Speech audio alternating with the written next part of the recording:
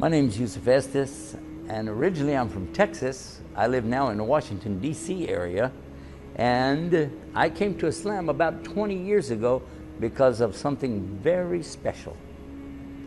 Before I came to Islam, I used to call people to Christianity. Everywhere I went, I would be carrying my Bible with me. I would have my salib or cross, and I even had a cap, a hat, that said Jesus, Isa, Jesus is Lord. But in those days, I was very passionate about communicating the message that I felt people needed to know. A message about love, a message about peace, and a message about being a good person, so that when the last day comes, the Yawm al-Akhir, that we'd be prepared for that. The daily life that I had before coming to Islam was filled with two things: working hard to make business, make money, tijara, and working hard to tell people about Jesus and the message of peace. It surprised me to find out that in Islam I could work more and communicate more, that's for sure.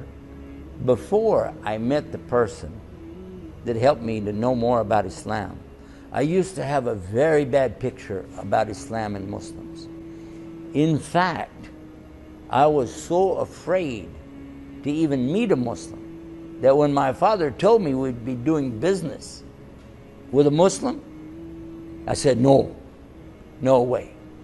No, these guys, Muslims, they are terrorists, they are hijackers, they are kidnappers, and they don't believe in God. In fact, they're worshiping a black box in the desert, and they kiss the ground 5 times a day. That was the way I understood Islam. A very bad opinion, and a bad idea of how they treated women and how they treated children. I thought that really it was almost like they want to put everybody in prison. This was the idea that I had. But then I had never really met a Muslim until we started doing business with a man from Egypt. When I first met this Egyptian gentleman, I was surprised because I was expecting to see some man wearing a long dress and a black robe over it and a big turban or imama on his head, and he has one eyebrow goes all the way across like this, maybe carrying a sword, a Saif, Hossam, like this, and maybe, something like Ayatollah Khomeini, I don't know. But then, when I met this man, I was so surprised. He was wearing normal clothes, and he looked as normal as anybody. He didn't even have a big beard. In fact, he didn't have any hair because he was even bald-headed. He was nice, a really nice person. And I thought right away, hey, I bet I can convert him to become a Christian.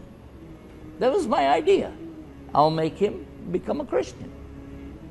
But Allah had other plans. One of the things that really amazed me, you say in Arabic, ajib, ajiban, amazing, astonishing, was the way this man, although very quiet, gentle, kind, but what's amazing was the way that he, every day, he would do the salawatul khams. Every day, he would pray 5 times a day, on time. He would say, excuse me, I'll be right back. He would go and make wudu, then Allahu Akbar, do his salah, some dhikr, dua, and come back to us and start working again. Every day, except 1 day a week. Yawm al-Jum'ah, he stops everything. He said, I will be back in 2 hours. He would get ready and drive to the masjid, do his salah there, and come back. And it took almost a half hour almost a half hour just to get there. So that's why he had to take 2 hours off. But he would still come back and go right back to work again. So the man would work 7 days a week, but he would stop for his worship. Another thing that he did, he liked to fast, Saum, on Mondays and also on Thursdays. And you would go to him and say, would you like this? You want some of this? So and so. He'd say, no, it's okay. I'm fasting. One amazing thing about him that even my father talked about was how honest he was in business.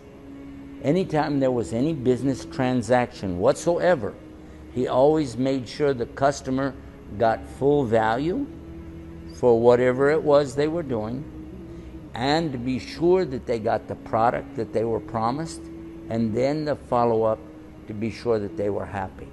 That was another thing that we really were amazed about. One day, while I was trying to convert him, he asked us about the Bible. And so I said, yes, I have a Catholic priest who will come to my house. I was a Protestant. This is two different religions. And my father would be there with his Bible. So I have my Bible. My father has a different Bible. The Catholic has another Bible. And we'll sit there and try to talk to him about all this. But then we began saying, which Bible, between us. All the time, the Muslim, he's sitting there, quiet. So we ask him, well, how many versions, of that Quran do you have? He said, one. Just one. And it's still in Arabic. The way it came, it's perfect, nothing's missing.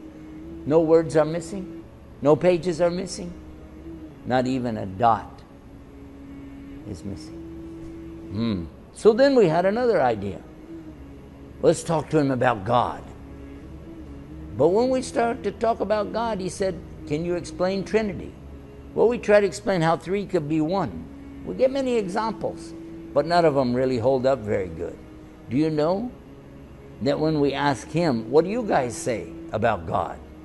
He said, well, it's pretty simple. And he said what Allah said in the Quran, A'udhu billahi minash shaitanir rajim, Bismillahirrahmaanirrahiim, Qul huwallahu ahad, Allahu samad, lam yalid, wa lam yulad, wa lam yakuluhu kufuwan ahad. And do you know, his argument was so strong, we just sat there like this. No expression. Imagine what a beautiful meaning this has when somebody knows. When they really know Allah, He is Ahad, unique, one, no partners. And He takes care of everything. And He has no father, He has no sons, He has no relatives, no daughters, no cousins, no uncles. And He is not like anything. He is Ahad, unique. Amazing.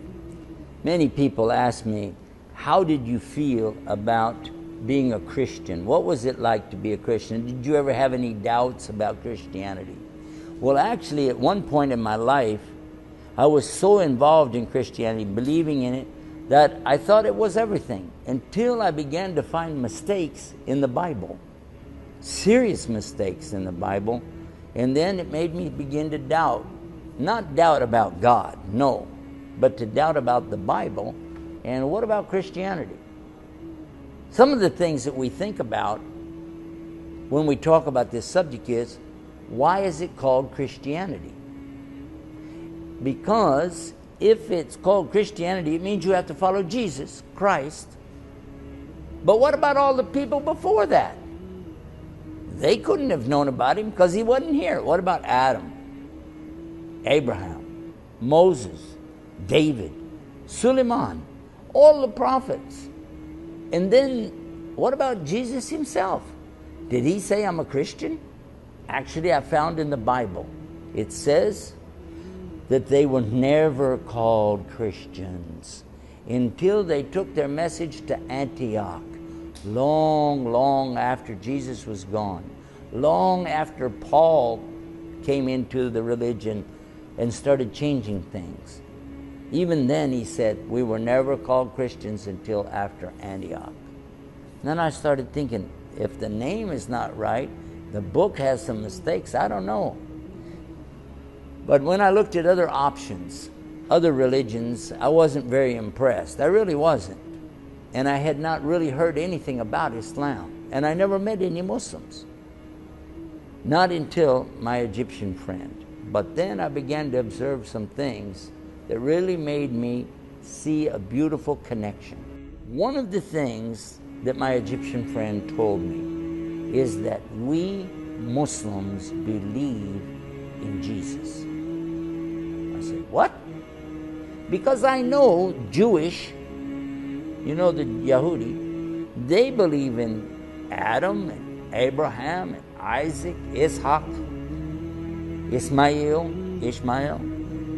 They believe in Suleiman and David and all these prophets. They believe in the Old Testament, but they do not believe in Jesus. Not as a prophet, not as a son of a God, not as a miracle worker, nothing.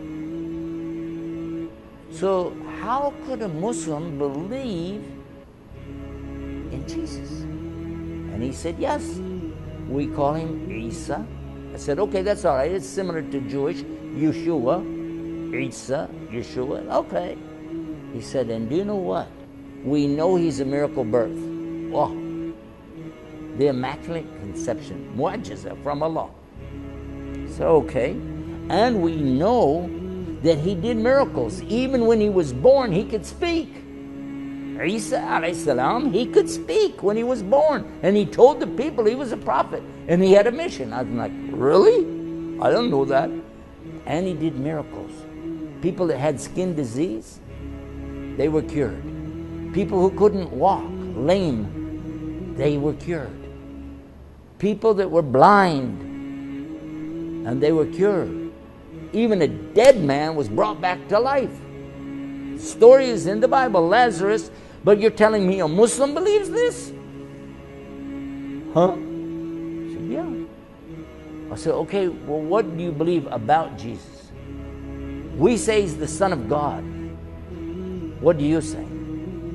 He said, we say he's the Son of Mary. Oh yeah, that makes sense. He is the Son of Mary. He said, this way we don't have to try to resolve the issue of Son of God. Ibn Allah, a'udhu billah, astaghfirullah. Allah has a son, a'udhu billah. So this is where it really starts making you think. Muslims do believe so much, almost, you know, it's almost exactly, almost, but maybe a little bit different. Because when we came to the subject of Son of God, he said, no. Son of Mary, yes. Mu'jiza, yes. Even the Kalimatullah, the Word of God, the Logos. When Allah wants anything, he just says, kun fayakun. Be, and it is. And that's how he created Jesus. And I thought, oh, it's in the Bible. The Kitab al-Maqdis, that's what it says. Be, and it is. And that's how he made it. So, Maryam is the mother. God is the creator. Exactly what my Muslim friend told me. I thought, oh, if this is the case, what else do you believe? He said, we believe he's not dead. He's with Allah, and he will come in the last day. Oh my God. He said, this man is going to be easy. I can convert him right now. This is almost the same thing. But then it happened. The big event happened. But then, one night when I was really thinking about Islam so much, I found that the Catholic priest accepted Islam. The Catholic priest became Muslim. Ashhadu an la ilaha illallah, ashhadu Muhammad Rasulullah. I couldn't believe it. I started to tell my wife. Then I found that she also is interested to be a Muslim. I'm shocked. So I wanted to talk to him again, one more time. So we were walking around in the night outside our house. I ask him about something about my business, my family, the people I know, congregation I used to go with, the Bible, the Quran. Many questions, because I didn't know what to do. I wanted him to tell me, why don't you be a Muslim? I wanted him to say that. Why don't you be a Muslim? But look at the hikmah. Look at the wisdom. He said, this is not about you and me. This is not about you and your wife, or you and your father, or you and the congregation of your people. This is about you and him. So you need to talk to him. Now look at this man. He's crying, oh Allah, guide them. But he doesn't say, I want you to be guided by me. No. He let Allah do what Allah does. And he cried for us. He went and prayed. And while he was praying, I went and put my head on the ground. And I said, God, if you're there, guide me. And when I raised up my head, I knew there really is God. He's one. La sharika lah. He has no partners. And I knew Muhammad sallallahu alaihi wasallam is his final messenger. And I have to follow it. I have to follow it. There's no option. There's no other way. There's deen or nothing. Muhammad al-Mustafa, Muhammad is his messenger.